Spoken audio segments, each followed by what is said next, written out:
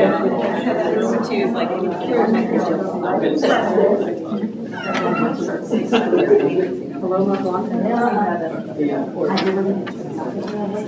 Yeah, through my wife. Oh, really? Susan? Yeah, yeah. And I've been over for a massage. Good evening, ladies and Regular gentlemen. basis. It's 6:30. Universal City Council meeting is called to order. Call for a quorum check. Mayor Pro Tem Fitzpatrick, here. Councilmember Bulman, Here. Councilmember Goolsby, Here. Councilmember Putt, Here. Councilmember Rubal, Here. Councilmember Vaughan. Here. We have a quorum. Thank you. I'll lead the Pledge of Allegiance, and Councilmember Vaughan will say the evening's prayer.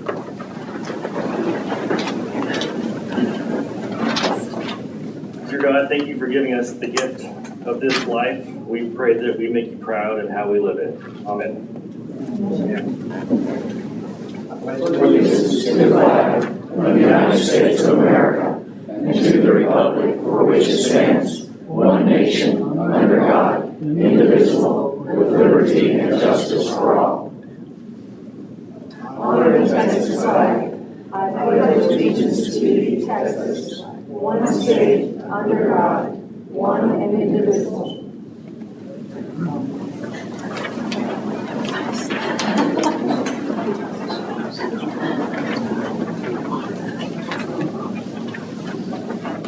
Got a lot of information coming out tonight. Ms. Bowman, can you hear us? Yes, I can. Okay, thank you. Just, I remember you said that the hearing was aired last It was a time. little hard. First off with the staff reports. We have no reports this evening, sir. Thank you. Okay. Then we go citizens to be heard. Opportunity for citizens to stand up and speak. No action will be taken by the council on anything given tonight. First up, we have Janet Tennyson. Tennyson, I'm sorry. Please state your name and your address. My name is Janet Tennis, and I live at 8407 Hera, UC. Good evening, Mayor, council members. I came to you this evening to voice my concerns over the July 9th meeting. Unfortunately, I wasn't able to watch the meeting in one setting. I became disheartened by the behavior of some and their lack of understanding of the overall process of the budget workshop meeting. Furthermore, it makes it difficult to understand the questions and the answers when individuals are speaking over the others. Which brings me to this. Ms. Turner and all of your staff, as well as the residents of the community who step up to serve on various commissions, and to all who support the city with thousands of hours of volunteering, thank you each for your professionalism, hours of dedication to the city. Without this, I'm not 100% sure where we would be. There is no debate that the economic times are tough in each of our personal budgets, as well as the city and everywhere in the country. In my 40 years of dealing with budgets, it is not easy on anyone, many times painful. However, when individuals are committed to the process, a better outcome for all can be achieved. If we stop our personal agendas from being fed by others and vote for what is right for UC today, tomorrow, and for future generations. I, for one, rely on the city staff to guide us with the best data possible to make those intelligent decisions, and for each of you to make what is the best decision for all of UC, with broad thinking of today and tomorrow. Remember, each of us chose to live in UC, and we can choose to leave. We are all aware of the great communities around us that have the ability to grow census and revenue through residents, and that along with businesses. We are basically landlocked unless we go up. However, we cannot or will not support what we do have with parks, fire, police, libraries, and businesses, and not to mention other items.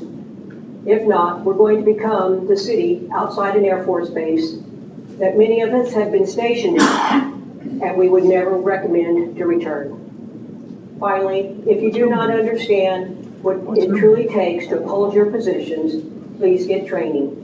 And if you do not understand the budget and the inner workings of the budget for what is needed to run our great city of UC, I'm sure Ms. Turner can get you the help or answers to your questions. Ms. Turner, thank you again, and all your team members for what you do for our city. And Mayor and council members, thank you for your willingness to serve on our community. Thank you, Ms. Dennis. Next up is Richard Edwards. My name is Richard Edwards, 209 Trudy Lane, and I just wanted to bring something to everyone's attention. And I'm sure Universal City has an ordinance regarding apportioned trailers and residential streets. Well, just today, 2 18-wheelers have been seen going down Trudy Lane in front of my house. And from what my wife tells me, the first one was barreling down the road at excessive speeds. Now, I informed the dispatcher before I came in.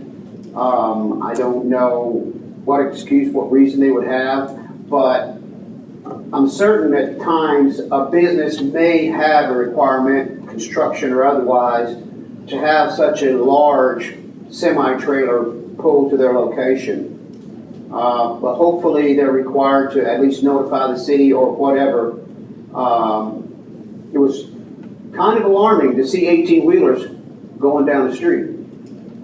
So I wanted to bring that to everyone's attention. That's all I have for tonight. Thank you, Mr. Edwards. Next up is Linda Chappelle. Sutton? Oh, is that Linda Sutton? Sorry, I haven't heard I'm sorry, Linda. I'm Linda Sutton, live at 205 Trudy Lane, and I just want to thank you for having an opportunity to speak, and also tell you I really appreciate being on the committee for evaluating the different companies that are going to be doing or bidding for the comprehensive plan. I am mind blown over what a big process it is, how much these companies do, what large staffs they have. But first of all, I want to say that I am very honored by the people I got to serve with. We had citizens from every walk of life with different backgrounds. And everybody, like me, we did our homework. We got 11 bids, 20 pages each. And with each bid, there were at least 2 comprehensive plans that they had done. And those comprehensive plans were up to 200 pages. I literally read thousands of pages to prepare for our first meeting. And when I got to the meeting, it was clear that everybody on the committee had done the same thing, because we were discussing details of other cities' comprehensive plans. So I just want to, first of all, thank everybody who served. It was professional. There was no one dominating the meeting. There were nobody were trying to strong arm anybody. Anybody who had a dissenting opinion were respected. And I just think we need more of that. And I just say it was truly an honor to serve on this and to learn just exactly how this process is done. And by the way, one of the members on the committee made a very poignant observation. We always wonder about somebody getting a degree in geography. We always think that that's like a worthless degree. Well, it turns out these comprehensive plan companies, they actually hire people with the geography because they do all kinds of detailed work on the land. And it's just pretty amazing the amount of expertise that goes into this. This is a big thing, but I am very happy by the people that we actually voted on and that we're recommending to you. So thank you for the opportunity. I would love to work with every single one of you again because you guys were a great group. Thank you. Thank you for your enthusiasm. Next, we have city manager's announcements. No announcements tonight, sir. Announcements.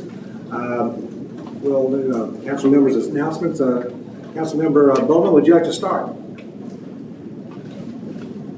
Do you have any? Nothing for me tonight. Okay, thank you. Oh, fantastic. Thanks, sir. Do I have something to show up there? No. So you get out in your garden again. So last time we talked about ladybugs and how cute they are as teenagers, right? So This is, if you're growing butterflies or some plants, you may look at this little guy and you're like, oh, that looks like that ladybug pupa. That's not a ladybug pupa. It's not, I promise. Okay. I thought you were growing cucumbers. You look at that guy. That's what goes into that.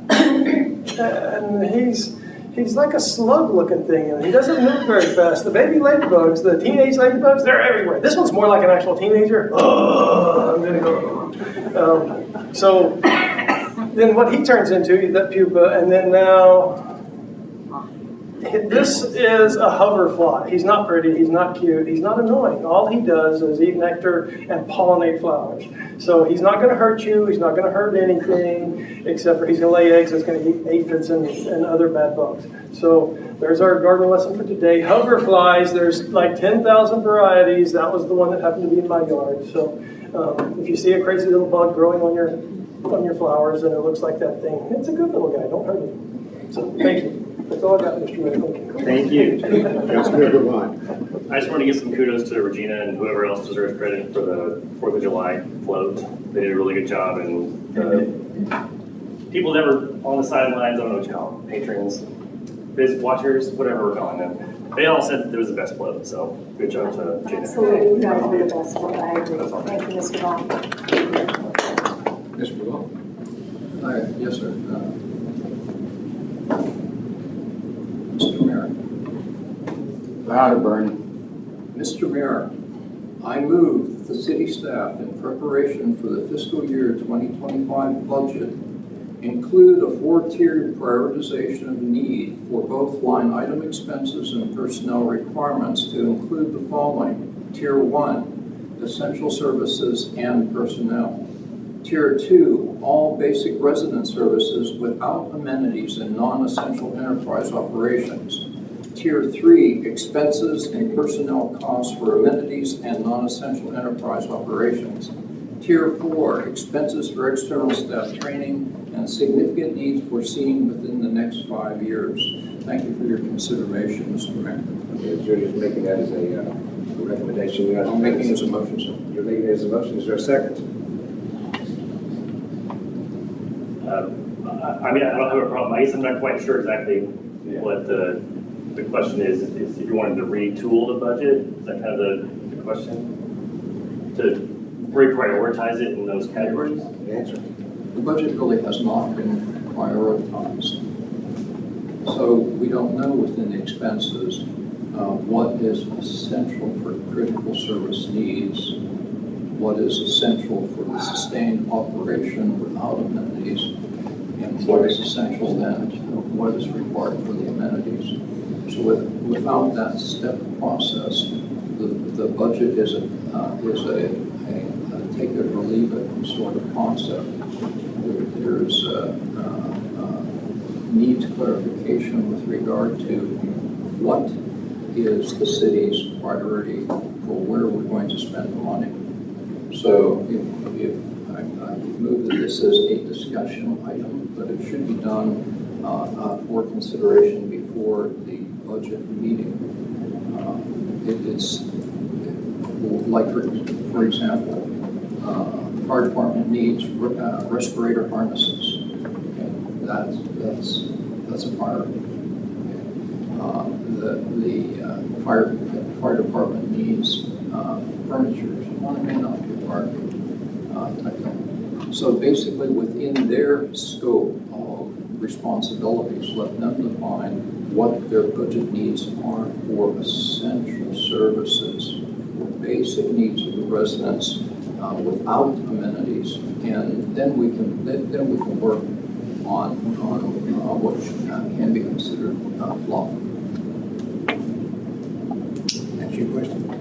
Yeah, I guess just to respond, I think would be a worthwhile analysis. I think it's probably too difficult for a council meeting like this. I think it would be if you as an individual council member wanted to trim the budget or find things that you wanted to cut. I think those would be good questions for staff to try to help figure out what they think are priorities. But I'm not sure that's appropriate for a council meeting discussion, would be my concern. Good comments, very good comments. So we have a motion. Do we have a second? Then let's table this. Then I would like to, I'll address my anything else, sir?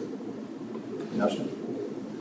Mayor Pro Tem? Yes, I want to say I've had a really great opportunity in the last couple of weeks to go and represent Universal City in a couple of parades and at a couple of luncheons for businesses, and it's been really an honor to go out and interact with the community, but also to go and meet different business leaders within our community and really try to think about what kinds of things can we do to really foster an environment that supports our businesses and gets the best services in our area for our residents. So just wanted you to know that we're really learning a lot, trying to go out and do things in times that we're not here and interact and really learn and bring things back to these meetings and to you all to kind of make the next step forward.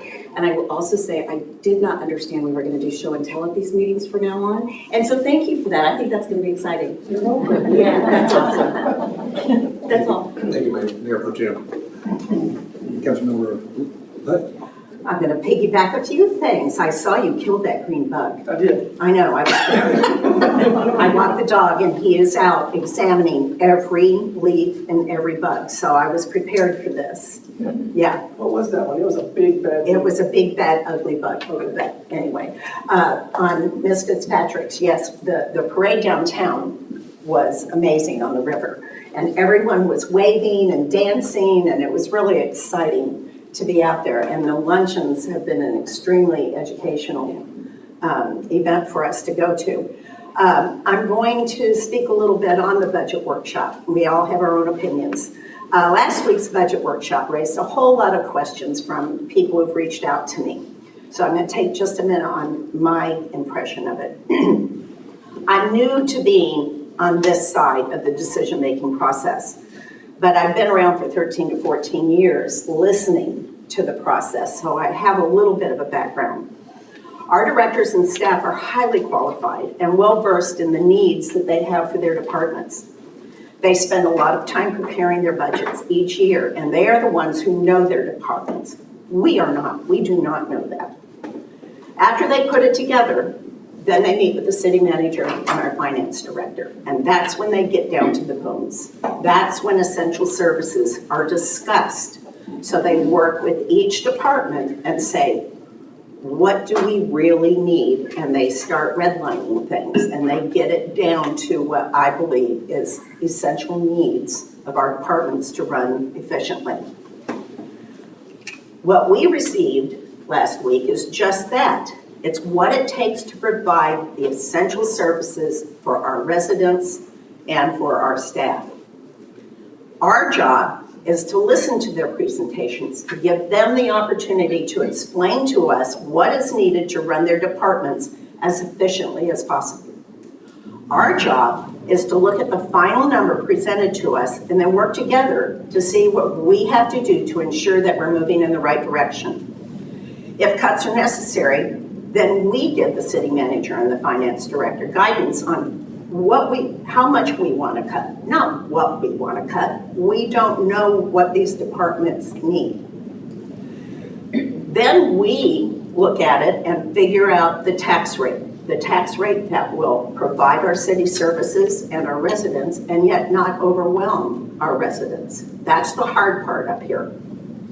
Our job before this was to spend time individually with our city manager and our finance director to ask a million questions if we needed to about each line item. What is this? Why is this so high? All of a sudden the fire department had a high number. They needed a roof. That is explained during our meetings with our directors. If we don't have all of our questions answered, we could make another appointment. So we're not sitting up here talking about tools that we don't understand, vehicles that we don't understand, the inner workings.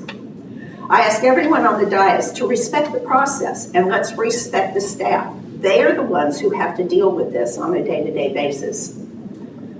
People were confused last time because percentages were used instead of this went up by this amount. I got a lot of calls. Something went up 1,400%. Dear Lord, what was that?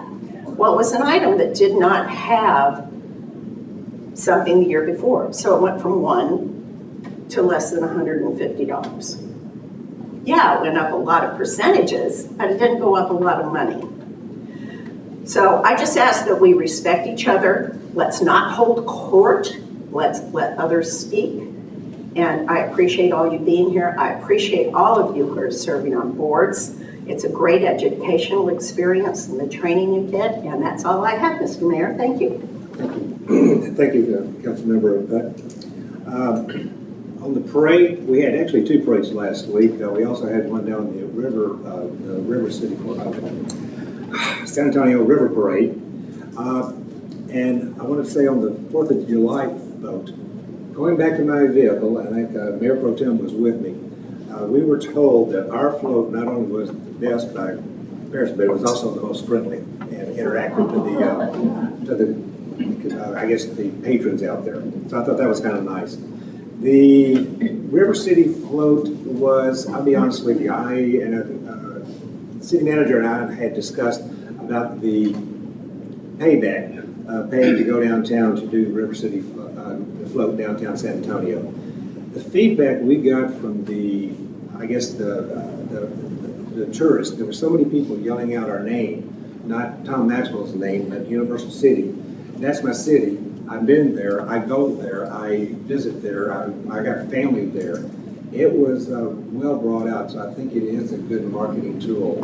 I was surprised at the feedback coming out across there, and I'm sure you guys heard it also. Had 2 change of command ceremonies this week at Randolph Air Force Base. 19th Air Force changed command to a new commander, Brigadier General Cruder.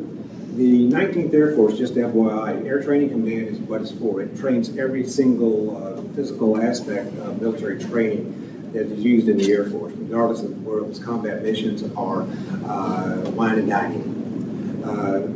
The 19th Air Force mission is to train pilots for all contingencies, from combat missions to aid missions across the board, and they have assets in all the different areas around the world. The second change of command was the 12th Wing. In fact, General Cruder changed command over from the prior 12th Wing commander to Colonel Lee. And Colonel Lee and his family are here and back here in the area, and will be here for a couple of years. And hopefully in the next few months, we'll get both of them, the families, in to some of our activities, and you'll get to meet them. With that being said, on the budget system itself, I would like to mention, I understand where Councilmember Rubal is coming from. I appreciate the ranking and stacking and prioritization of lists. I think it's very, very important. I think what Mr. Rubal, maybe I realized because he hasn't been through a full budget process, every department head actually does rack and stack what they need the most important. And we've always, in fact, when I was on council, one of the things that I would always ask for was the excess list, meaning the items, the unfunded list, I should say. Because we would always, in any operation, in anywhere in the world, any company, you got a long laundry list of stuff that you need and stuff that you want. And a lot of the stuff you need is stuff you want. And a lot of stuff you want is stuff you need. But we can't get it all. And sometimes the tax dollars coming in will stop at this level. You know, we're going to get this much in, we've got what we need, we funded a little bit more, and each department head has to go through there and take that money and draw the line to what area they can fund.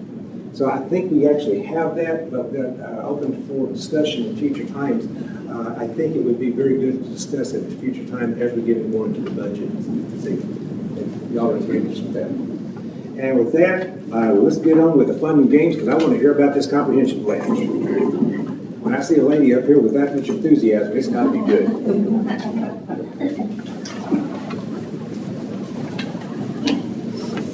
We're at consent agenda. Yes. Just trying to get mine all reorganized up here. Okay, first item up is the consent agenda. All items under this right here would be, unless somebody wants to pull something out. Move to approve. Do I have a second? Mayor, before you vote, I just want to recognize that we did make a change on one line on the second page to Mr. Vaughan's comments, and then we incorrectly recorded how Mr. Vaughan voted, so if you could approve those with correction. With correction. Thank you, sir. Second. Sorry. And then any discussion? Call for a vote. Councilmember Goolsby, Aye. Councilmember Rubal, Aye. Mayor Pro Tem Fitzpatrick, Aye. Councilmember Bulman, Aye. Councilmember Putt, Aye. Councilmember Vaughan. Aye. Motion carries. Thank you. We'll go now to tab B, action items, ordinance 625A, 2024, new non-reactive, retroactive repeating COLA option. That's a mouthful. It is a mouthful, and it's a very complicated process. Thankfully, we have TRMS to figure out all this for us. So every now and then, the state throws city bones and says, guess what, we're going to do you a favor, we're going to make life a little bit simpler for you. And this is one of those cases where they figured out how to simplify how to calculate their retroactive COLAs. And so I won't go into all of that. There is a financial advantage for the city in doing this. And so I will leave it up to Kenneth, who is here. He is one of our TMRS representatives. And Kitty is next to him. She's the one that actually wrote the ordinance for us. So do you want to take it from here or there? Up here, that's all right. Sure. We're going to go, do you have a PowerPoint slide? I do not. Okay. Well, I'm just gonna talk I and love it. Thank you. Answer questions. Is it okay to go from here? Hello, Mayor, Mayor Pro Tem, Council. My name is Kenneth Oliver. I'm actually the TMRS. We are your retirement system. And city, you guys have been with us since 1977. And you have progressively increased your benefits, paid your contributions, done what you need to do the entire time, which is great. Keep that. Dovetailing into what Ms. Turner was just talking about, so HB 2464 was adopted last year. Governor Abbott signed it May 27th and in effect immediately. It's introduced a new type of COLA. So before we had and we still have the retroactive COLA, that's what you have right now. And basically it looks at the original benefit, the original year of retirement for each one of your retirees when we do this calculation every January. And it calculates, it looks at 70% of the consumer price index for all of it, sort of CPIU. And so basically we give them 70% of the CPIU inflation since they retired all the way to when we do the calculation. And that's their COLA. The next year we do it again, we go all the way back to when they retired, we'll bring them through 70%. We keep doing it year after year after year. So that is our traditional COLA. The new non-retroactive COLA, instead, it's a little simpler. Instead of going back to the original, using the original benefit and the original year of retirement, it just looks at what they're currently getting now. So when we calculate in 2025, if you guys adopt this, we will just look at all of your eligible retirees. You have to be retired for 13 months to get a COLA.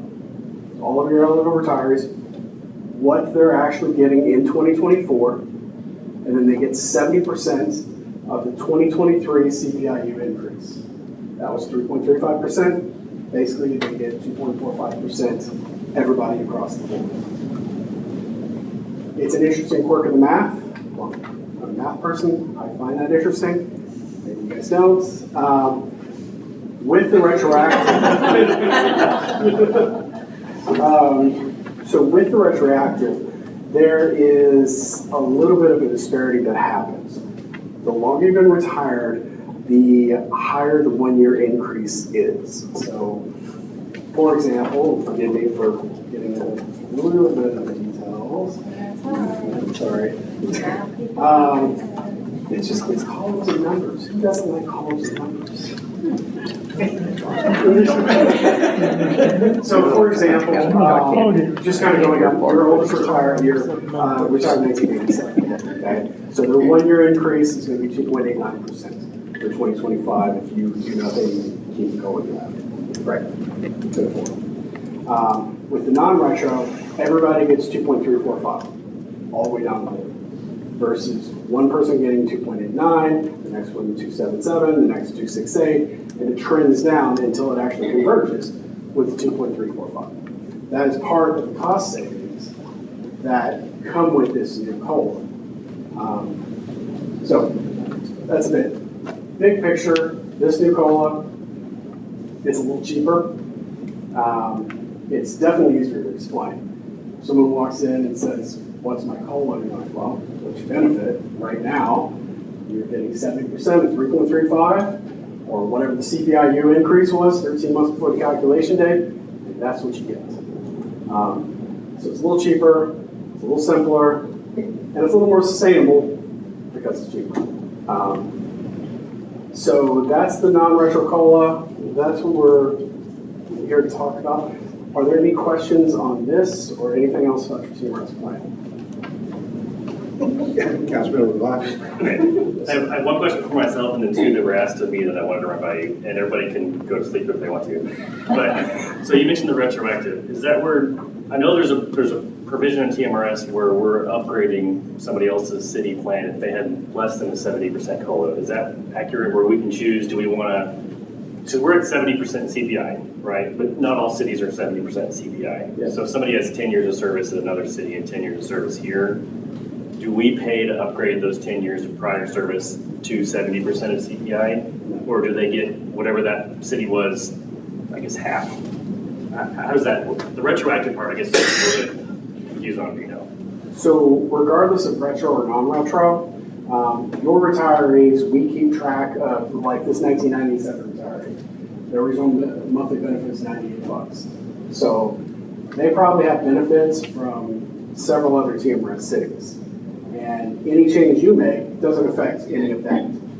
The change you make just affects the amount of retirement benefits that came from when this retiree worked at Universal City. Okay, so then there's no point where we're paying to upgrade prior service they might have earned somewhere else. It's all separate between the cities as far as. Not as far as COLAs are concerned, correct. No, so it's, as far as COLA is concerned, correct, or, sorry? With COLAs, with this COLA, with any COLA, it's just based on the benefit that they've earned here. So that's the calculation. That's what you're paying for. That's, and if a change happens, that's where the savings comes from, because it's just on that piece. Okay, and then two a little off the wall. So one is, I was asked, do we have the option of doing an extra check like TRS, or is that not a thing with TMRS? That is not a thing with TMRS. Okay, and then looking at the TMRS website, like San Antonio is listed as not having a COLA, but I've been told by some San Antonio retirees that they get a COLA. Do they have a weird, like, optional COLA program? San Antonio, do you know? I know. What do you mean I know? So you guys adopted your COLA on a repeating basis, which means every year this calculation happens. You don't have to go hand in hand to council for every year. That's what they have to do in San Antonio. In addition, because it's adopted on a repeating basis, you're pre-funding those COLAs right now. You're pre-funding their COLAs right now. If you're adopting ad hocs, you wouldn't be pre-funding. So I don't want to throw dirt on another city, but San Antonio, for whatever reason, they have adopted an ad hoc every year. It is cheaper in the short term. I'll say that.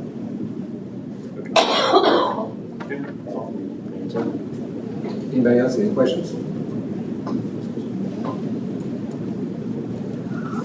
Well, shook her head. Thank you very much. Thank you so much. Move to approve. No further discussion. Call for a vote. Councilmember Vaughan, Aye. Councilmember Goolsby, Aye. Mayor Pro Tem Fitzpatrick, Aye. Councilmember Bulman. Aye. Councilmember Putt, Aye. Councilmember Rubal. Aye. Motion carries. Okay, thank you. Thank you, sir. Appreciate the information. I learned something tonight.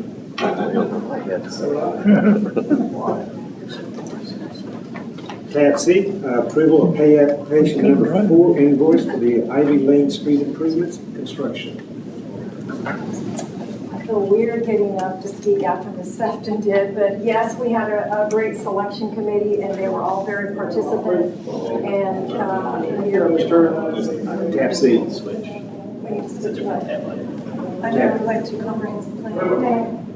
Tab C. Did you not do comprehensive plan? That's the next item. We're going to switch, tab G. Tab C is what I've got. I'm sorry, Mayor, I thought we had discussed that we were going to do the comprehensive plan review and discussion after the COLA. I apologize, I did not get that memo. So let me back up and regroup, and I have no objection to the council, or we go to the chief comprehensive. So we'll jump to tab G, That way our guests are free to go. and we'll come back up. Thank you, sir. Public meeting requirement, the comprehensive plan update. See, we're flexible. I still don't want to go after Ms. Sefton, but that's okay. So I know that Michael has given you a background on that, and Ms. Sefton is correct. Now that she's been through the process and heard from the consultants, this is a very big deal for the city.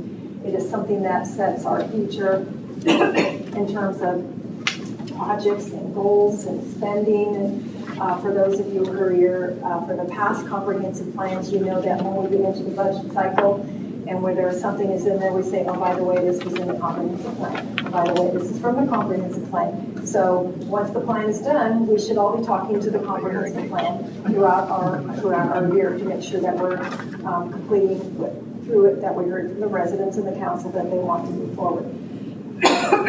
So Michael's going to talk about the process we went through, excuse me, and then introduce our consulting firm. So I guess going after these two, I'll make it very short and we'll let our consultants make a quick presentation. So as Ms. Sefton mentioned, we did send out an IRP earlier this year. We received 11 responses, so 11 proposals. I would say that probably 8 out of the 11 were excellent. We narrowed that down to 5, and we asked those 5 consulting firms to come in and give a presentation to the evaluation committee, which was comprised of city staff, city council members, and other various members from boards and commissions. And we had that interview session, a marathon on one day, and excellent competition. I mean, you know, they were great firms. It was difficult to make a choice, but one did rise to the top, and that is Matrix Design Group. And they are here to give a quick presentation to introduce themselves and the process moving forward, which we're very excited about. So thank you.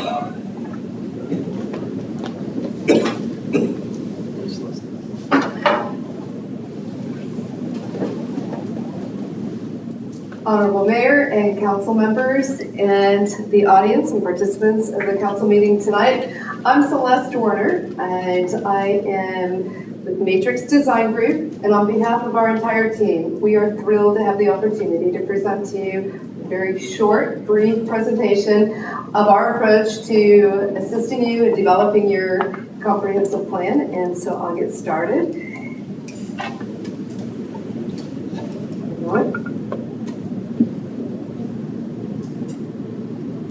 Next slide. Is there somebody who can do that? Yeah. Beautiful, thank you. I already introduced myself. They're not all here with us today. This is the main team who's going to be working day to day with your staff as well as with all of you and the constituents here in this Universal City. But Pat Small is going to be the project manager, but with me tonight, besides myself, is Mr. Rob Leonhard. Rob, if you could stand up for a second. He is a civil engineer. He's been in this region, in the San Antonio region, primarily around Universal City for over 31 years. He's also a former officer, Air Force officer. He's a base civil engineer. He was a base civil engineer, and he had the opportunity to fly over Universal City in a T-37 many years ago, not that many years ago, but many years ago. But a little bit about the main team and our other team members. We specialize in really working in defense communities, communities that have a military installation in their backyard. We do community planning as well as military planning as far as compatibility. We focus in on not no development, but compatible development. How can we come to a win-win in regards to that? Most of us have had the opportunity to work on the other side of the counter, and we've also had the opportunity, like Rob himself, we have quite a number of former officers from the Air Force as well who've been engineers on the inside of the fence line. So really understanding both sides of the fence where we can leverage economic development opportunities. Next. You'll see here that we have a full bench of subject matter experts who's going to be helping the day-to-day team. We have all in-house subject matter experts, from planners, engineers, transportation, environmental, and in-house economists. We really focus on making sure that the plans that we develop for our communities that we work closely with and passionate about, that they're fiscally sound plans. That's critical as you move forward, and we make sure that we give you a plan that you can, that's realistic and you can implement. We have all in-house graphic designers, 3D visualization, drone pilots, everything that we need to be able to provide you the tools that will help you in decision making. Next. A little bit about Matrix. We're 250 strong. We have an office here in San Antonio that's about 25 people. We've done hundreds of comprehensive plans throughout the nation, 30 very successful ones here in the state of Texas. We just completed one in Socorro. We also just completed projects in Del Rio that has obviously another AETC, Air Education and Training Command base, right in their backyard. And so we bring all of that expertise here to your project today. Next. So what is the most important part of a successful plan? And that is really to make sure that you have a successful community engagement. So buy-in from everybody, all the different stakeholders, your constituents, from the beginning throughout the entire process, because they're going to be part of helping all of you develop or to implement the plan. So a little bit about our very robust engagement process. Next. We have an approach, 3 prongs. We look at making sure that we're as inclusive as we can be in regards to bringing in as many constituents as possible. We have several different methods in doing that. I'll go into that quickly. We do our best to be informative. And what do we mean by informative? We educate. We educate everybody so they're able to provide educated input and information. So we provide choices and consequences. There's no real right answer ever. There's pros and there's cons, but we really bring those solution sets to you so you'll be able to make sure, once again, that you have a sound plan that's focusing in on economic development and providing that community service and that level of quality of service that everybody is used to, and hopefully we'll be able to improve as we continue with growth. Even though you're landlocked, there is some ETJ opportunity, parcel opportunities as well, but revitalization and redevelopment, that's where the opportunities lie. So, and the last one is validating. You can have a robust community engagement plan, but if we don't make sure that we have heard, we validate that we've heard everybody, all of your voices have been validated. Not necessarily that we're incorporating everybody's voices. We would never be able to do that. But at least we'll be able to explain that we've heard, we've addressed, and this is why. And this is the positive and the negative, but mostly the way forward for making sure we balance out that economic growth as we go forward. The economic and the fiscal component is to make sure that we capture leakage We want to, if there's any leakage out there, we want to make sure we bring the revenue back into the community and really focus in on nodes and other opportunities. I'll get into that in a little bit. So our engagement program really is as diverse as our three-tiered approach. So we're going to be looking at all levels. We'll be looking at, of course, the elected and appointed officials and city staff, very critical. They're your technical subject matter experts on a day-to-day basis. We'll be doing charrettes internal with the city staff, as well as commission and city council workshops, 2 of each there. Key stakeholders are critical, so it's not just the public at large, but who are the key community leaders? They're going to provide us guidance to help you as we process and develop the plan together. This is your plan and not our plan.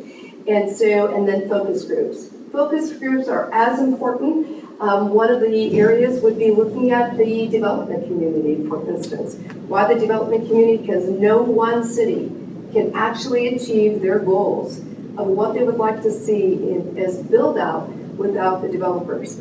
So it's a give and take, but we really look at making sure that we're incorporating their thoughts, their ideas, their concerns to assist in making this a realistic plan. That's just one of the different focus groups we'll be having. And of course, the public at large will be holding 3 different public meetings in the traditional manner, in person. But at the same time, it's so difficult with everybody's schedules being very busy. Not everybody can come out to public meetings. So we're going to embrace the opportunity for those who are able to do that, but we're also going to take the opportunity to empower everybody to have a voice, and we're going to do our best to go out to events that you already hold, where the community is already coming out, and so we'll have the opportunity to get feedback and provide updates at several of those different community engagement opportunities as well, or events. But in addition to that, next. You're doing really well without me even saying next, so thank you. The traditional way of in-person community meetings, we're going to also supplement those with our virtual public workshops. So all of the different interactive exercises that we'll have as far as obtaining input from everybody at the public meetings in person are going to be basically mirrored at a virtual public workshop. And you'll go in and you'll see it at the bottom right there. They'll have the opportunity to provide input if they, at their own leisure, 24/7. We keep it up for about a week or 2 weeks, and they'll be able to provide input. So if you're unable to attend, you'll have other options also. Digital engagement is so critical during these times. So we also use other digital engagement methods. ID Places, you see on the left, is an opportunity. It's web-based. You'll go in, you put a pin down, and the constituents, public stakeholders have the opportunity to provide comments, but not just broad comments. They actually could provide us comments geographically located and pin them exactly where within the city those issues may be. And then we also are going to leverage your Facebook and your other social media. You have an amazing Facebook followers already and very robust Facebook. Let's utilize that. You have all the followers already. We're not going to go and try to start a whole new following with just the comprehensive plan. Next. And in addition to what we're going to be able to do within our contract, we're going to leverage the community leaders. All of your community leaders have the opportunity to be part of what we call an ambassador program. And they have their own channels to communicate through their group emails, through their meetings, their community meetings, or their organizational meetings.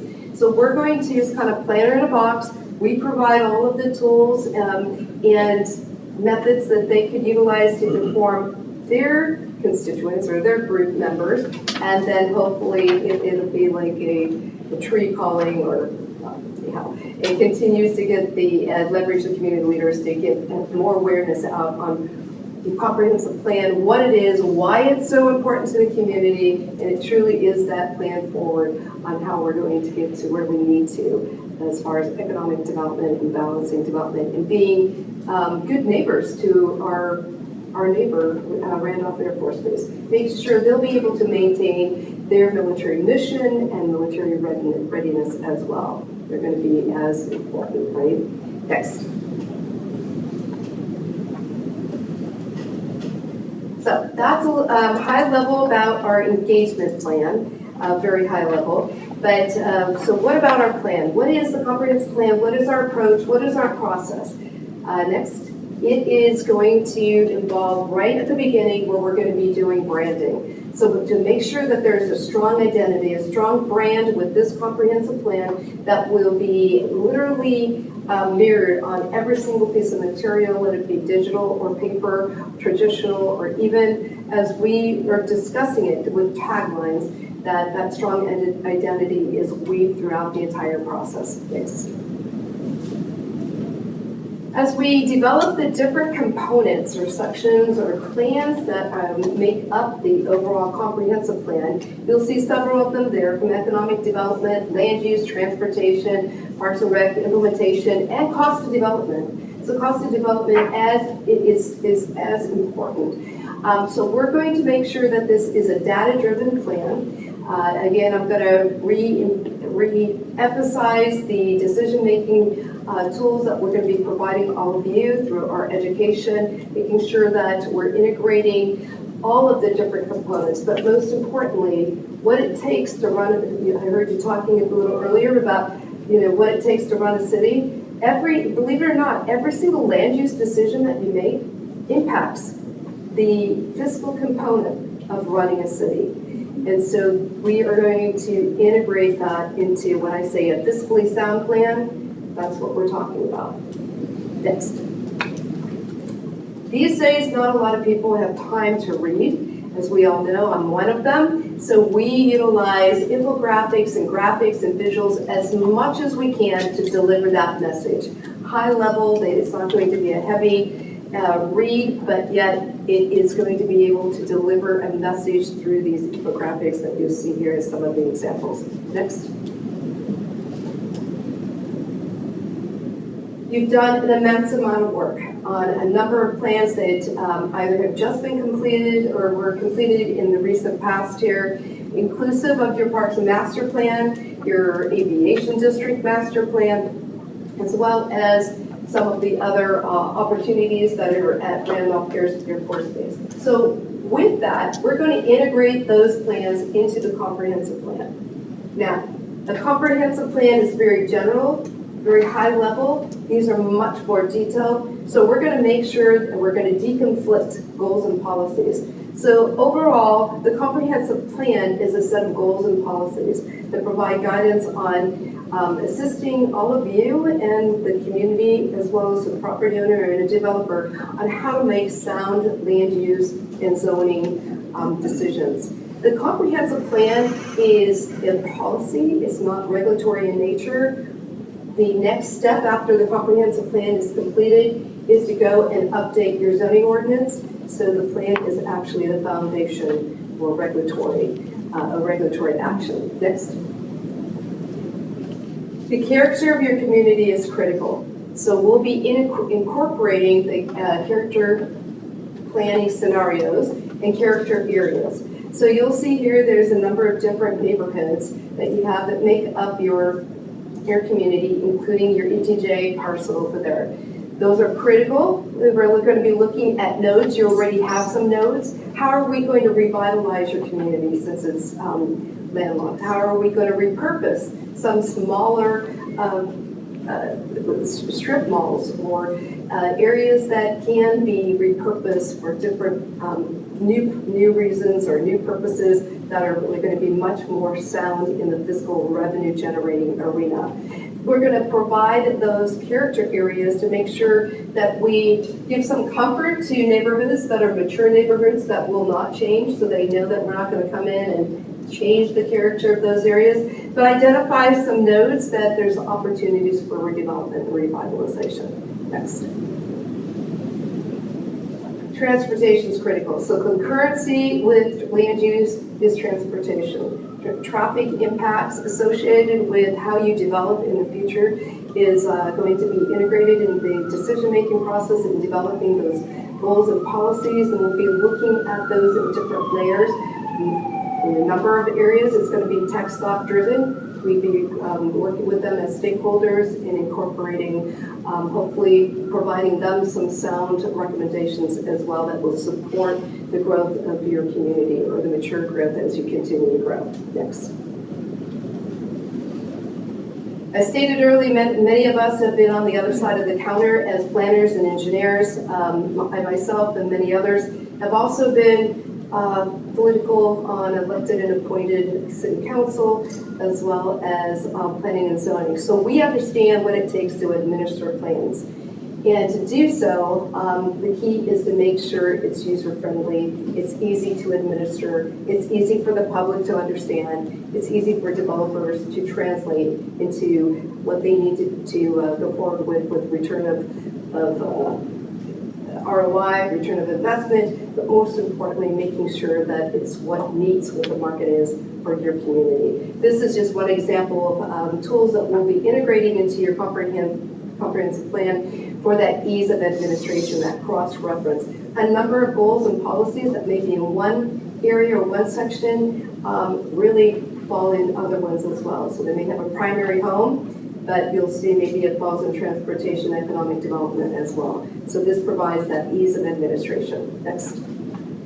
Implementation, a plan without having an action plan or a playbook on how to implement the overall comprehensive plan is really without, right? So what we're going to be doing is we're going to be developing, as part of this comprehensive plan, a very detailed implementation plan, which is our playbook, or your playbook, I should say. We're going to be including the opportunities where we believe there's grant opportunities, where you could leverage grant funding, some recommendations on possibly incentives for attracting new businesses here, and also some rough order of magnitude costs on what it's going to take to implement these actions or these goals and policies that are part of your comprehensive plan. That is extremely quick, very, very high level, but we want to thank you for the opportunity, and maybe both myself and Rob look forward to answering any questions that mayor and council members you may have. Thank you, Erica, so much. I can understand why you were so excited. Yes, Absolutely. I had the opportunity to sit through 2 comprehensive plan reviews on council, and that was high school. That was the junior high school, and compared to this, I'll open it up for questions. I have no question, but yes, we've sat through and been part of the comprehensive plan, and all I can say is thank you. I'm very excited about this. We are as excited, so thank you. It's going to be a big difference We've worked for us. with Tim and Michael before, and many of you, we look forward to having that opportunity once. Yeah, thank you. It's going to be great. Councilmember Goolsby. That's your goal, Ms. Bulman, sorry. Yeah, you raised your hand. Okay.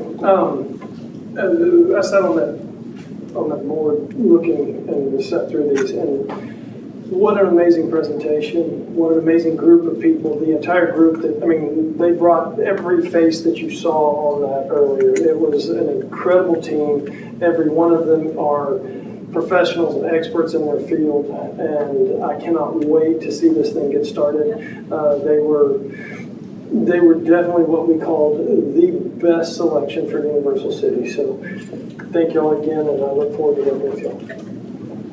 Councilmember Vaughan. Thank you, Mayor. So after reviewing some of the examples that the city has given us previously, I still remain highly skeptical if this is a good use of taxpayer resources. I'm a little bit frustrated that the first time I hear Matrix is 15 minutes ago. There's nothing in our agenda packet. It's not a reflection on you guys, but I don't think I've seen enough to convince me that this is a good use. I think we should be doing something that's a tenth the size of this, and then putting some money towards our fire trucks in the streets. So I'm a no's man. Thank you, Mayor. Thank you. I'm going to vehemently disagree with that. This council has so many divergence on it, and I think it's a great opportunity for an outside consulting firm to come in, listen to the citizens, and that was one thing that the board stressed was, how are you going to engage? And one of the things that y'all constantly repeated was, we're going to meet them where they are. That's how we're going to engage these people. We're going to meet them where they are. So this council is constantly doing this. And I think that this group is going to have the ability to put together basically a task list for us based off of not everybody that you talk to, not the not the echo chamber I'm in. Everybody. And I think it's going to be a great resource for this council, future councils, the city in general. So I cannot disagree more that this is a bad use of taxpayer funds. Thank you. Councilmember Rubal. Yes, ma'am. Thank you very much for the presentation.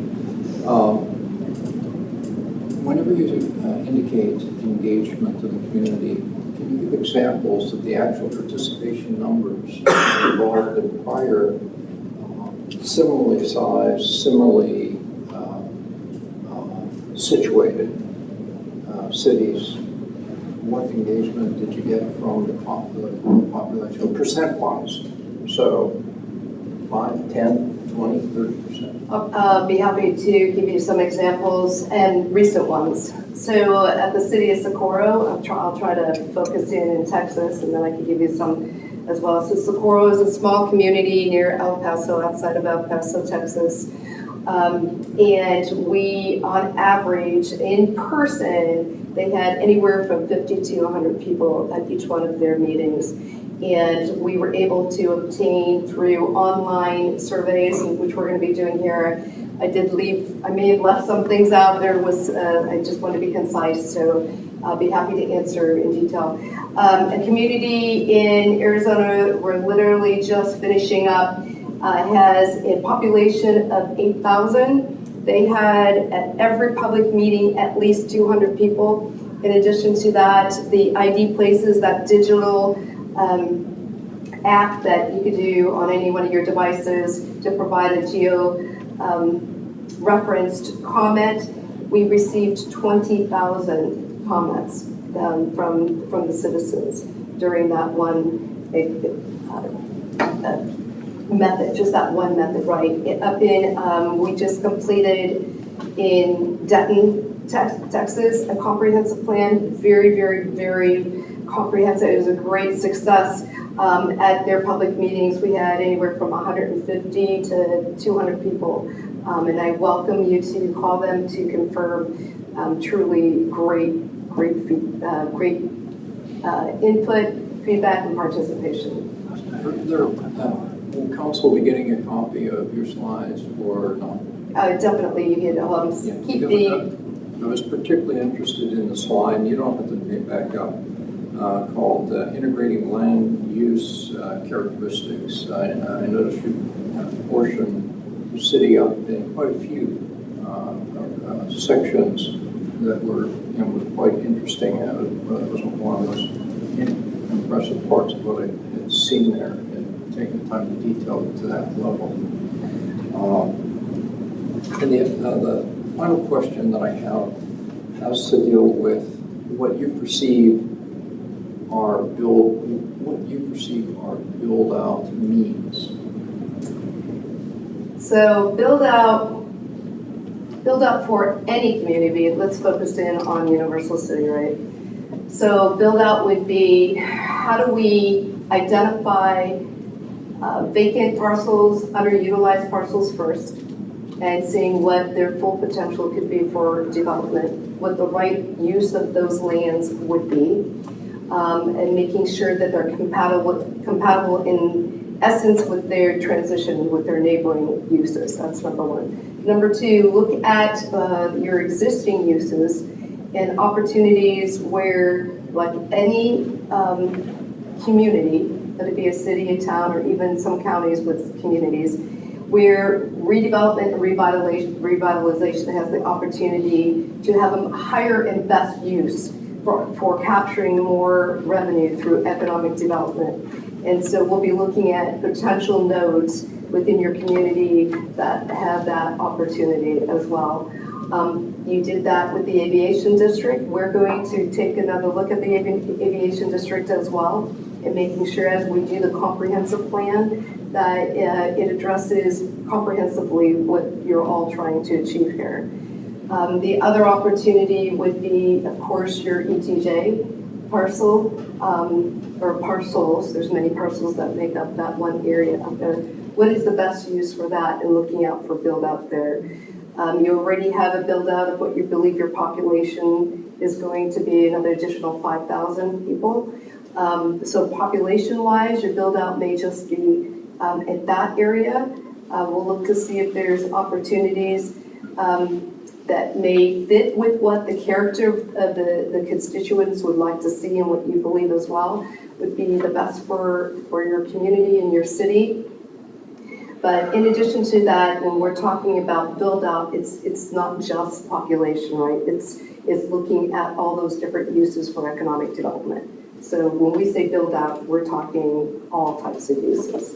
The final question is actually for the staff, and that is, obviously what we've just heard, essentially with regard to economic development, is there going to be cost sharing with the Economic Development Committee on this expense?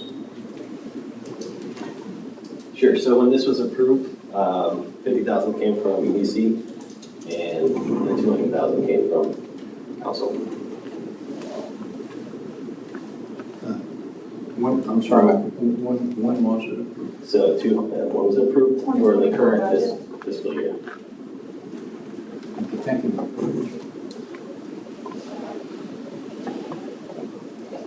Any other questions? Pro Tem. Yes, I was going to say, I think one of the things that I've noticed up here is that everybody up here really wants to make sure that they're representing the needs of the community.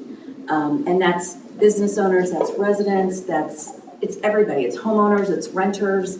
It's a complex thing. And I think all of us would agree that Universal City is a special place to live and we want to keep it a special place to live. When I was first elected, I really wanted a comprehensive plan that I could see as a guiding document on how do I evaluate all of the things that come before me. And we had something that existed, but it wasn't as robust as what I would like to have seen. I really want something that drills down and asks and gives everybody an opportunity to say, this is what's important to me. This is where I see our strengths are. These are the things that I want to build out. These are the things I want to change. And we, as an elected body, can come up here and say, these are the things that we can use to consider all of our decisions in the now and in planning for 20 years from now, because we can't just keep our eyes on this year. We have to look forward, and every decision we make needs to stand the test of time, or honestly, it's going to be judged by the test of time. You know, anything we decide up here, in 10 years, they're going to be able to look back and go, oh, that council, they screwed that up. Wow. Or, wow, our council was really forward thinking, and isn't it great we are where we are because they made these decisions based on this really robust, thought out document that tried to capture everybody's needs. And so I'm really, really excited about this. I kind of share Councilmember Goolsby's excitement on this one. Thank you, Pro Tem.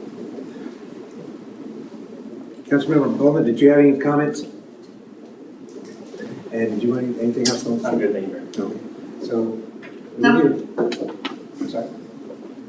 do we need a vote on this? Yes, sir. We just need the approval for matrix design so that we can move forward with the contract. Okay, we'll go for Mr. Mayor, based on the outcome of the evaluation committee's review and interview process that Ms. Sefton so clearly defined, I move that we authorize the execution of the contract of Matrix Design Group after legal review.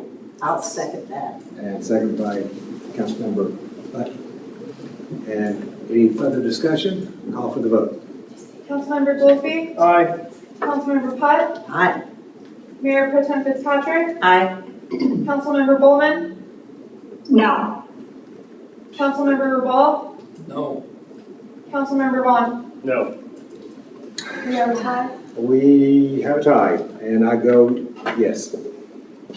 And I'm going to explain why. Numerous years of needing a comprehensive plan, and we need to come forward into the 21st century, and this brings us there. Will help us achieve there. So I will vote yes. Motion carries. Thank you ever so much.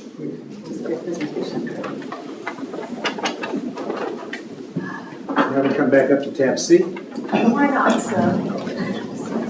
Approval of pay approval of pay application number 4 invoice for the Ivy Lane Street Improvement Construction. Just as a reminder that we need to have approval on this pay application or reimbursement. I was on the committee, that's why I was here. Kindly indulge your efforts and ask that you approve it. Move for approval. Second. Second by any discussion? Yes, sir. Yes. Basically, this is the final, this is the retainer, right? That's it? Any other discussion? Call for the vote. Councilmember Vaughan, Aye. Councilmember Goolsby, Aye. Mayor Pro Tem Fitzpatrick, Aye. Councilmember Bulman, Aye. Councilmember Putt, Aye. Councilmember Rubal. Aye. Motion carries. Thank you. Tab D, Board and Commission reappointments for the 2024-20 to 2026 term, BOA, the LAC, the Parks and Rec, and P&Z. And I will start off with this one. I did the interviews for this. This is my recommendation. We submitted out the, solicited participants for over a 2-week period, and then once we closed it off, I think we gave them 9 days that we actually, Maribel, correct me if I'm wrong, I think over a 9-day period, we gave them a wide arrangement for interviews. Now, it was my decision, since it was my first time with the with the boards and commissions, I made the decision that if anyone outside, if there were more applicants than there were, positions, that if I had to interview one new person, I was going to interview everybody. So the incumbents that were going over was my decision to make.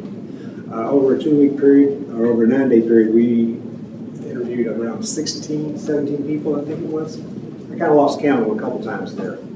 I'm proud to say that I think we got everybody where they wanted to go based upon discussions. We had a 15-minute interview with each person. There were 3 people that really we didn't have a position for, but they were happy to be the backup or the extra in case anybody gets sick on a specific board or whatever is indicated in the application in there. So I kindly request that those are my recommendations. I kindly request the council to approve it. And with that being said, I'll take the motion. Move to approve. Second. No. What we next?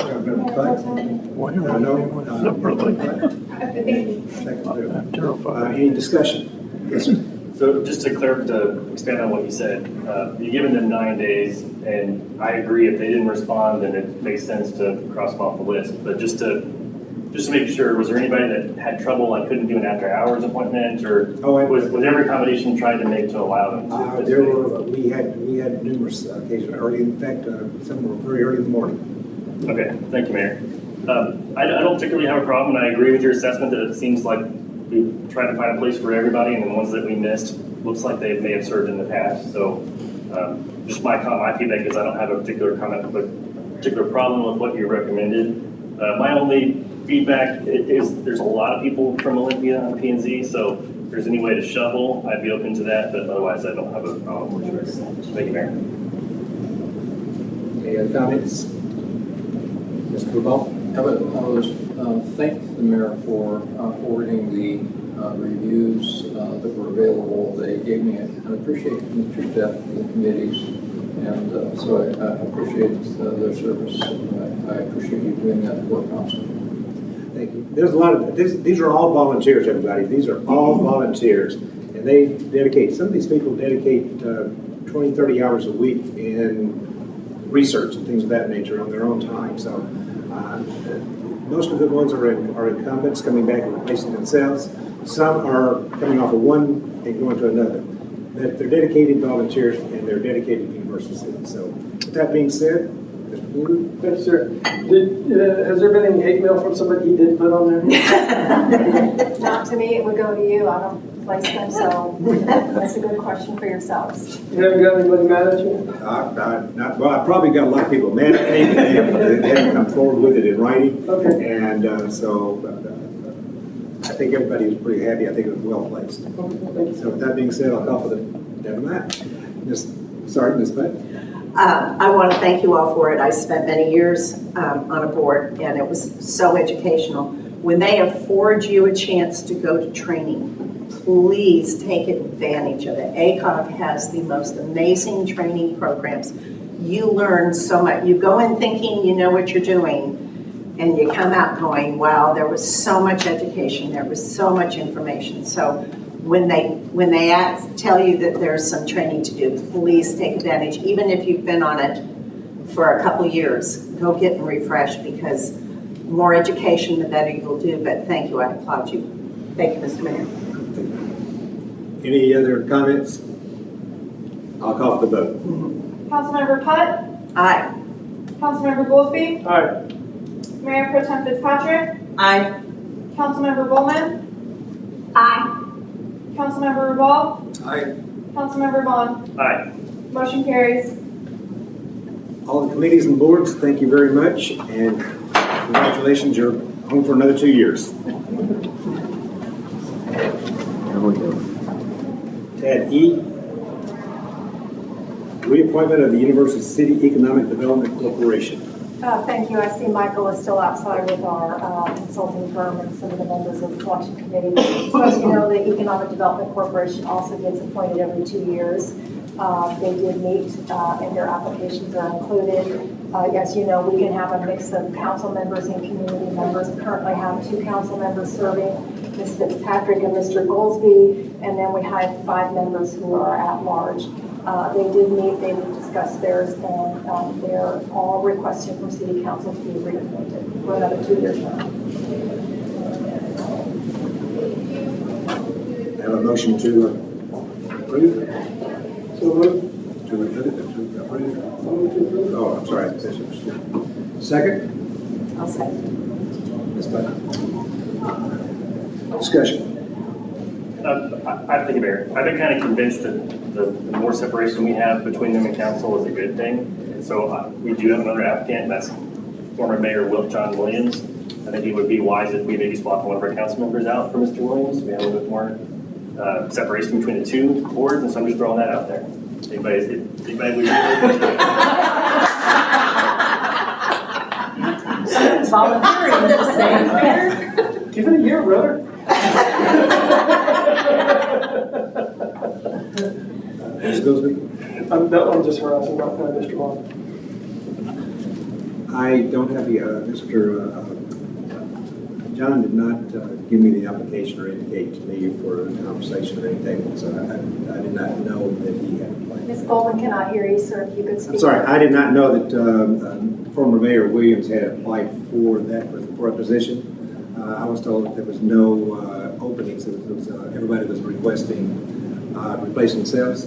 And normally, my rule is if I have an incumbent, they're coming back in and they're still qualified to be in there, to go ahead and automatically replace them. Allow people to phase off. I'd like to put John Williams on as a replacement in case anybody does drop off this coming year. And then take a look at him at reappointment next year. Because there's a real good chance that maybe we'll have an opening coming up in the near future. You're smiling. Okay, I'm a little dense, but I got it. Okay. All right. Thank you, Mayor. Okay, any other questions? Call for the vote. Councilmember Goolsby, Aye. Councilmember Putt, Aye. Mayor Pro Tem Fitzpatrick, Aye. Councilmember Bulman, Aye. Councilmember Rubal, Aye. Councilmember Vaughan. Aye. Motion carries. EDC, congratulations. And tab F, FY 24-25. Here we go again. UCEDC Budget. Thank you, Mayor. As you know, the EDC meets annually to go over their budget process, just like the City Council does. Mike will go through the budget with you and then ask any questions that you may have as a council. I will acknowledge that we do have, at this point, 4 members of the EDC in the room as well. Okay, thank you, Ken. All right, so we'll just jump right into the presentation. Obviously, this is the fiscal 25 EDC proposed budget that was approved by the EDC at their June meeting. Okay, so overall, total revenues are approximately 11.1 million. Total expenditures, 11.1 million for a balanced budget. And just a high-level overview of the revenues. So again, 11.1 million, 1.8 projected in sales tax revenue, which is a slight increase from the current fiscal year. And then, as you're aware, this year the 2024 sales tax bonds was approved at 5.3 million, and then we have carryover from the previous budget or budgets at about 3.8 million. Thank you, Mayor Bell. On the expenditure side, again, 11.1 for a balanced budget. I'll just highlight the big items, and I'll go into more detail as we break down the categories themselves throughout the presentation. And so payroll, we moved this from admin to the EDC itself, and that's $328,000. Another big ticket item is the debt service, and that is for the 3 bonds from 2016, 2020, and 2024.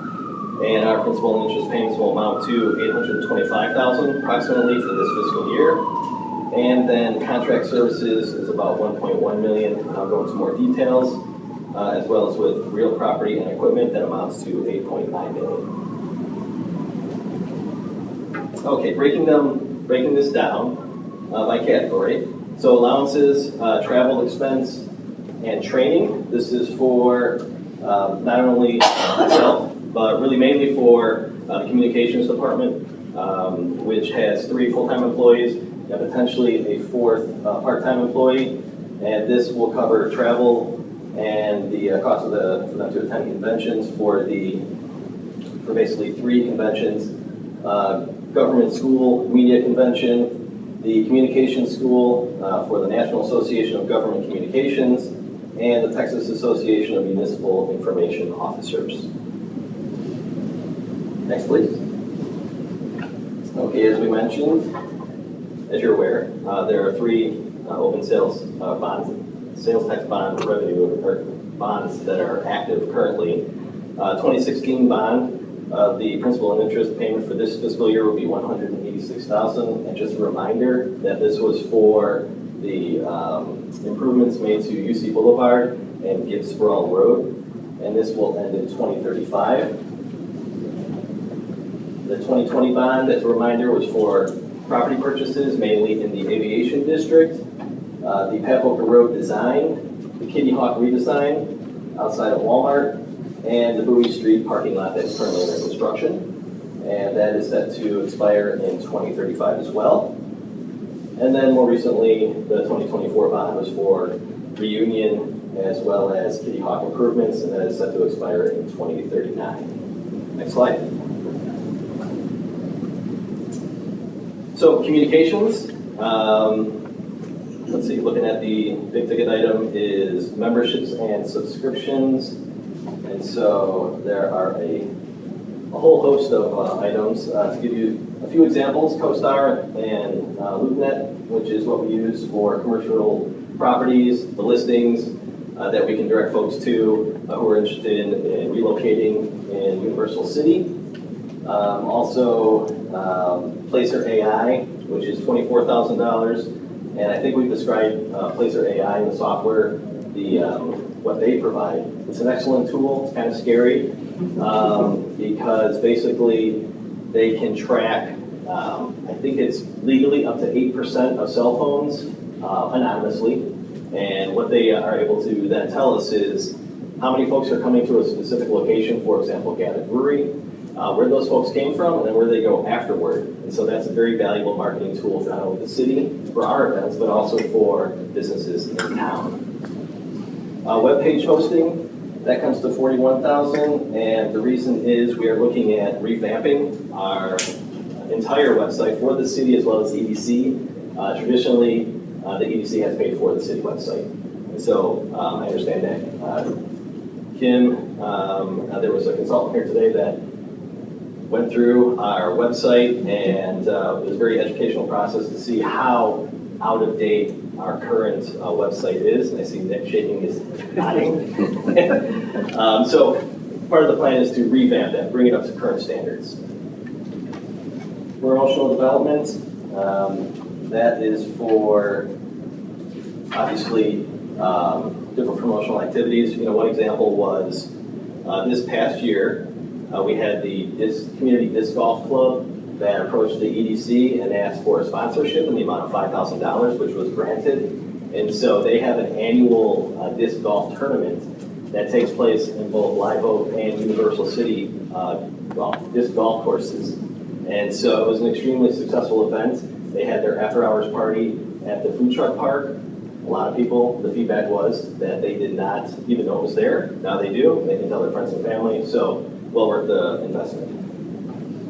Next slide, please. Legal services is pretty much what it sounds like.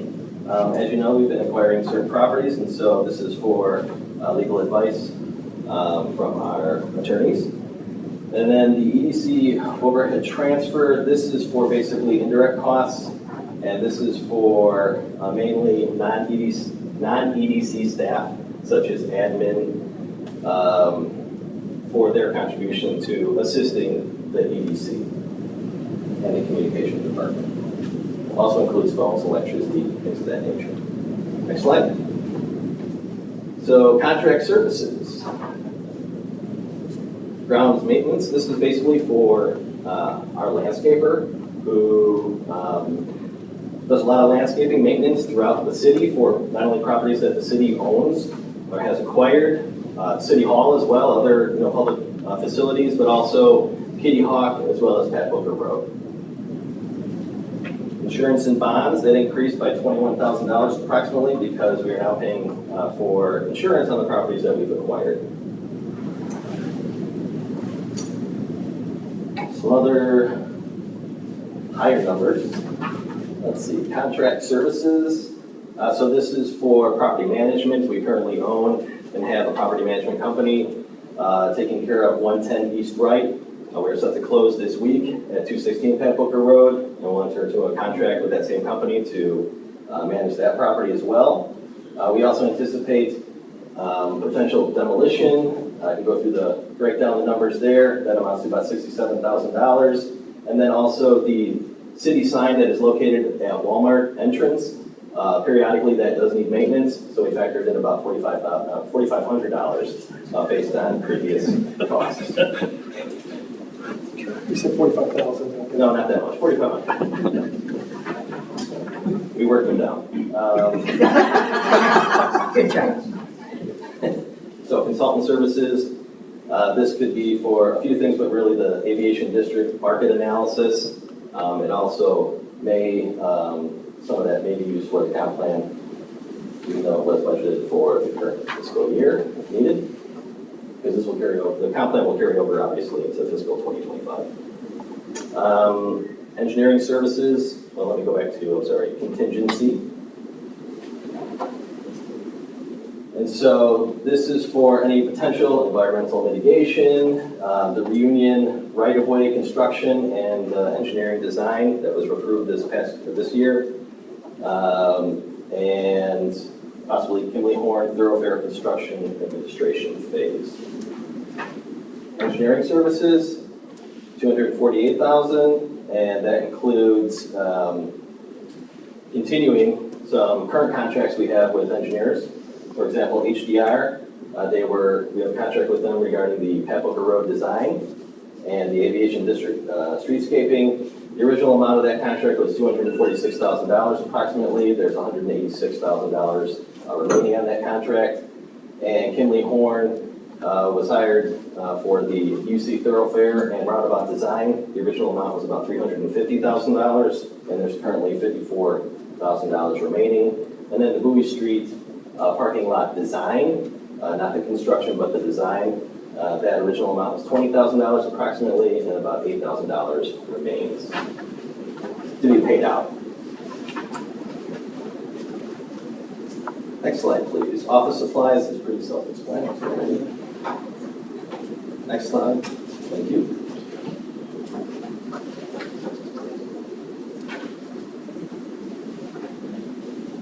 Okay. So some bigger ticket items on real property and equipment. Again, this total amount comes to about 9 million. And so the 1604 turn lane, that's, I think we've been talking about this for probably 3 years at least. Working with TxDOT in order to get that. There's a TxDOT match, if I'm not mistaken, Randy. We budgeted $75,000 for that improvement. Infrastructure improvements. That includes lighting, streets, wayfinding, but Bowie Street parking lot construction. Again, this is for the construction of the Bowie Street parking lot that's currently under construction. The original contract was $102,000 that was approved by PDC and City Council. Next one is the storefront improvement program, which has been very successful over the years. And so we've budgeted based on past experience.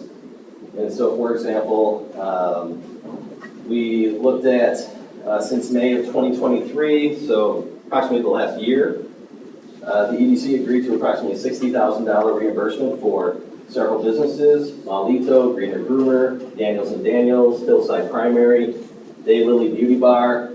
And so we budgeted $75,000 for that for the next fiscal year. And then for the past 4 years, for 2 different businesses, the EDC contributed about, $1 million to 2 businesses. Gather Brewery is one of them, as well as Merge Works over on UC Boulevard in the industrial area.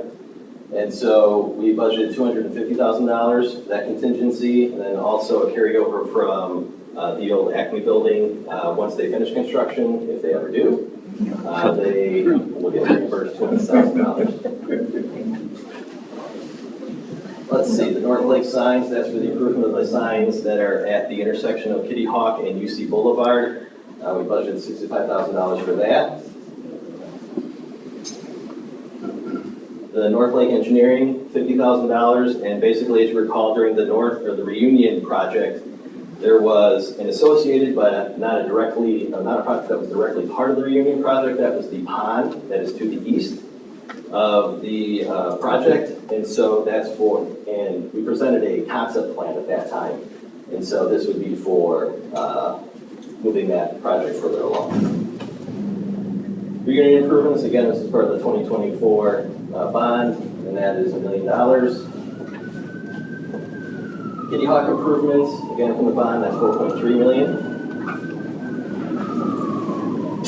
And then promotional signage, as we had mentioned at EDC as well as at City Council the past few months, the existing sign at 302 Pat Booker Road, which is the old gas station sign, we'd like to do an adaptive reuse if possible for that sign, so we've budgeted $75,000 for the adaptive reuse of that sign.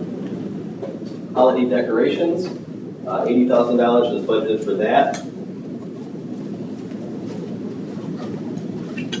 And then community events, we have a long list of events.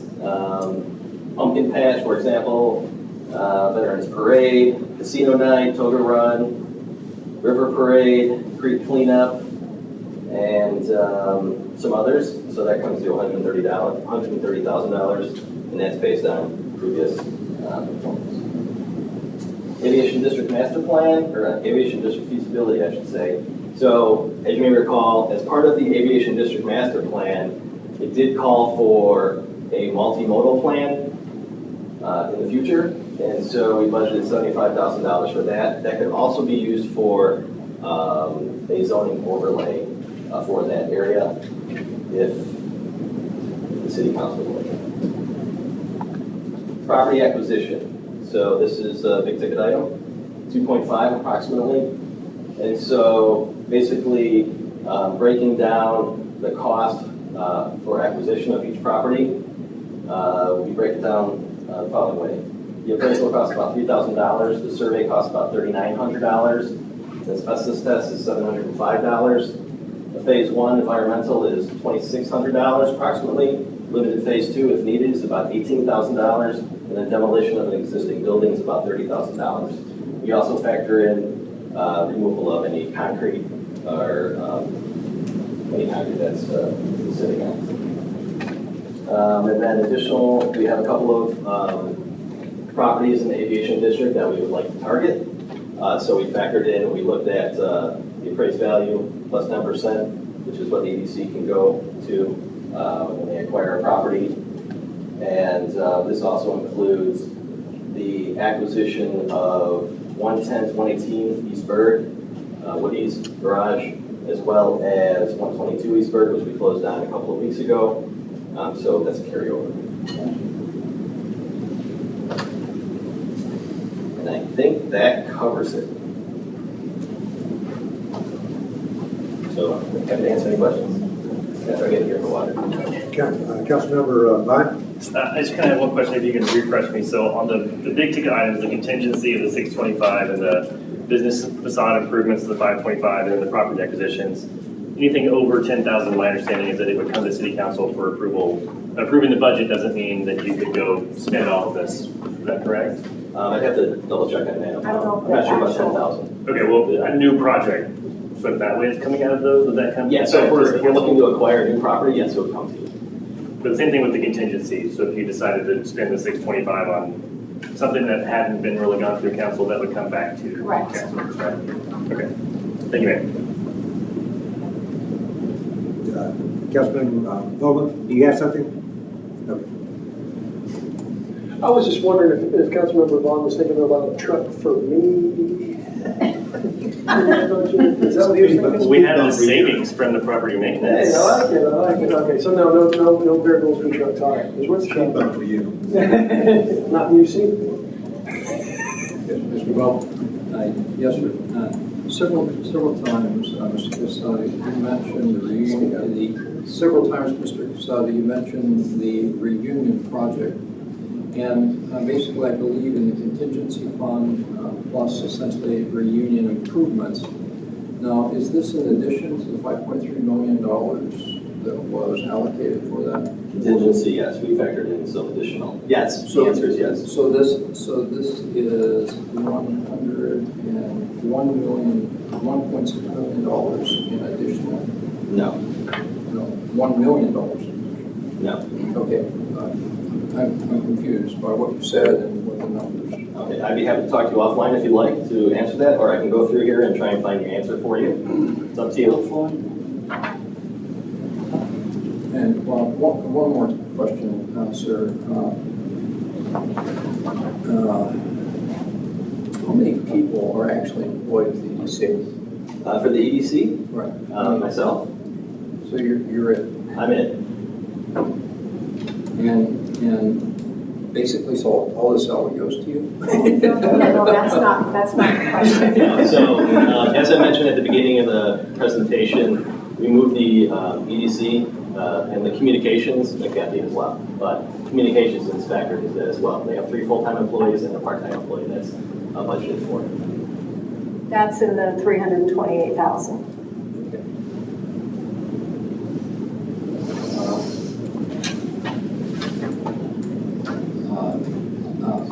Other income and event revenue, it's a new item, but not explained. Yeah, so I guess I didn't preface this, that what we did was I worked with the finance director and with Ms. Turner to clean up the line items. And so we consolidated some to make it more transparent, to make it make sense for me. Okay, and so if you see like a double dash there, it was probably a former line item that was either removed or consolidated into another. And the very last question. Sure. And that is, we just heard and there's just been an approval for the comprehensive plan, which a third of it, the presentation, had to deal with economic development. How does that impact the budgeting that you're planning for? So, for example, they're providing guidance for the city to include things like the aviation plan, unused lands, developed lands, and so forth. How does that work into this? Okay, so the clarification is I can do that 2 ways. One is, how does the comprehensive plan affect the EDC? Yes. Okay. So the comprehensive plan, as they mentioned, and as I've described before, is that it sets the policy and provides the framework. Okay? And it gives us direction with input from community as well as city council as to how we would like to focus our dollars if we're going to do economic development. So property acquisition or enhancements like streetscaping, things of that nature. So that will give us better direction for future budgets. It's a big budget. The 250? No, the entire budget's a big budget. And then to have an outside group come in and say, hey, well, let's change this. So are we changing, you know, some of these things are going to be changing direction in midstream. I don't know if that's true. No, we don't know that it's not true either because they're the consultants. So, that's all the questions I have, Mr. Mayor. Thank you.